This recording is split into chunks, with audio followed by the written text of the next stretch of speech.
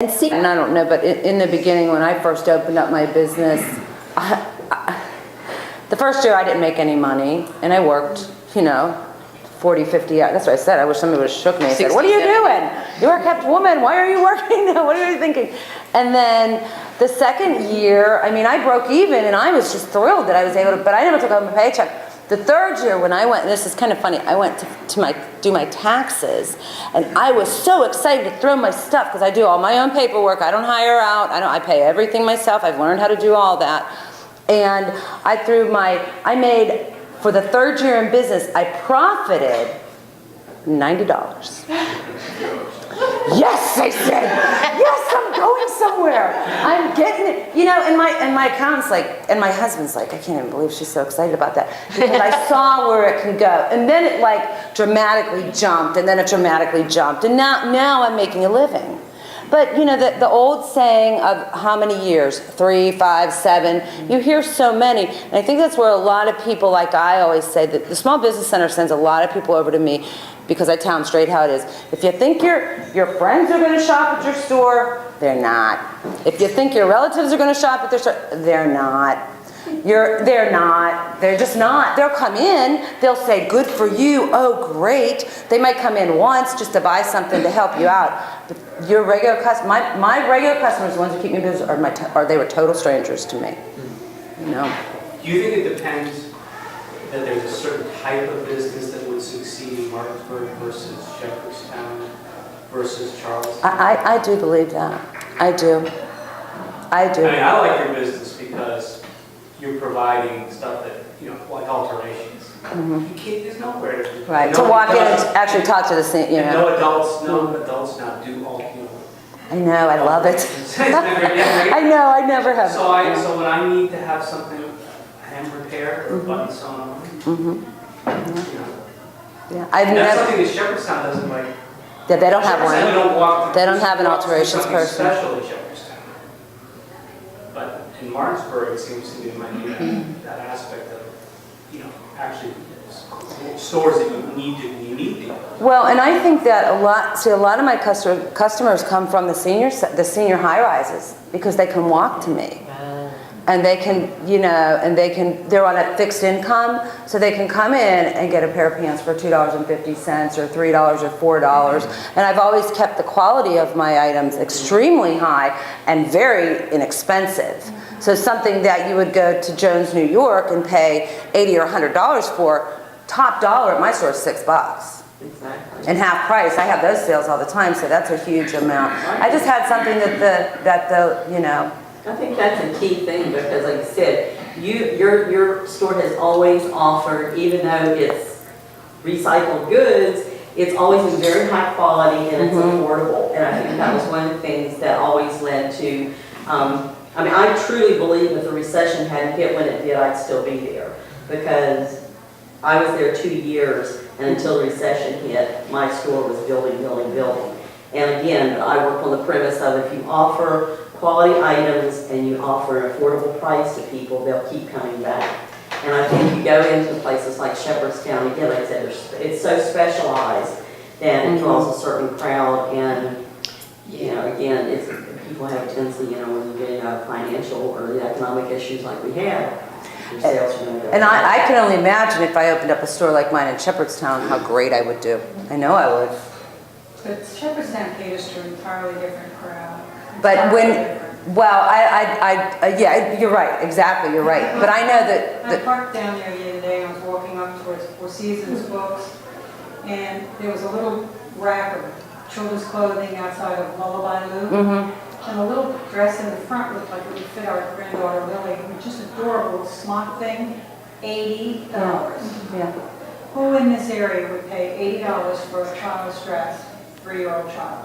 I know a lot of people who live in this area that would pay it. But they, I think it's a different ballgame. It is. You can't even talk about it. No, it is, and I'm sorry. Well, I think to follow up on that, the reason both of you are successful in your lines of business is because you're matching the asset base of the area that you're operating in. Yes. I think there's more interest, in artistic things in the Charlestown area than there would be in Shepherdstown than there is in Martinsburg. And I think that's sad to say though, because look at the community we have around us. We shouldn't lower our standards and say this is what our base of customer is, because we have a much broader and affluent base around us. We just have to Big draw them in. population. And to do that, you have to have a unified vision of what you want Martinsburg to be. And Well, and I think that's when you say that, like, I don't want to turn into a stinky thrift store. exactly. And you're So not- I still like, but the difference is that when people come into, and some people will, 50% of my people will know who Ann Taylor is. The other 50% have no clue.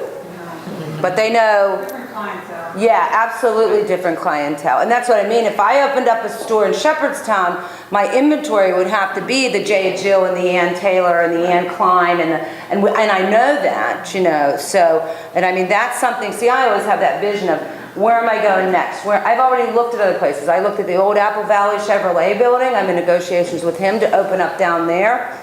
I've talked to the Bethany House about doing a collaboration between me and them, and we're I got all different avenues going because I'm not done. Oh, I'm not done. I'm growing, and my vision is to have 25 women working for me that are, and I'll tell you, 25 women who are maybe fresh out of jail. We're not talking murderers and things like that, but women who have made a mistake, that want to get their life together and can't get a job. I mean, I have vision of working. The problem is I can't work with those kind of girls.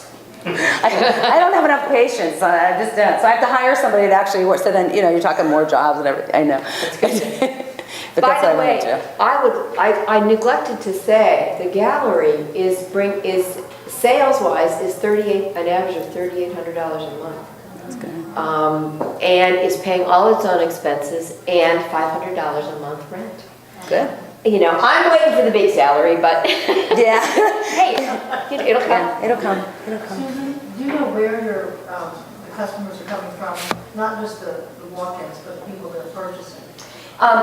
I would say that our customers are probably a third Charlestown, a third visitors, tourists, and then a third from, you name it, as far away as Winchester and Hagerstown, I think, Martinsburg. is the track bringing you any business at all? Very little that we can tell, but we're working on that. All the downtown people are working, because just as Shepherdstown has Shepherd University, Right.